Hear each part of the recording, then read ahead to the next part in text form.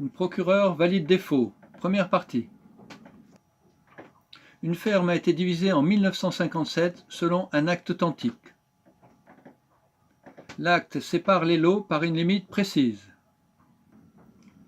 Limitée avec l'autre partie de chai attribuée au second lot par la ferme aboutissant au milieu de la partie d'entrée actuelle côté nord du dit chai. Plus loin, la séparation à établir dans le chai sera faite en parpaing de ciment à première demande des parties et à frais communs d'ici le 15 juin prochain 1958. Cette limite est toujours visible aujourd'hui.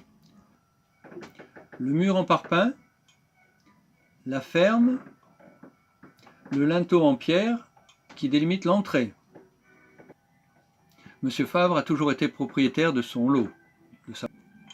En France, selon les droits de l'homme, la Constitution, le Code civil, le Code pénal, le droit de propriété est inaliénable, imprescriptible, il est protégé. Monsieur Favre est propriétaire, son acte de propriété est précis, il n'a jamais vendu ni cédé de parcelle, il reste propriétaire. Dans un état de droit, cela devrait suffire. La parcelle 287 est contestée. Pourtant, qu'il s'agisse de l'acte authentique de 1957, du plan de 1994 ou du plan de 2001, 287 est la propriété de Monsieur Favre. La séparation à l'intérieur des bâtiments est conforme à l'acte de 1957. Malgré ces preuves, est-il possible de perdre sa propriété? Oui, et cela peut vous arriver. Des milliers de victimes en France.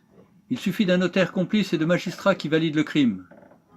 Car en effet, un faux en écriture publique par un notaire reçoit la qualification de crime par le Code pénal.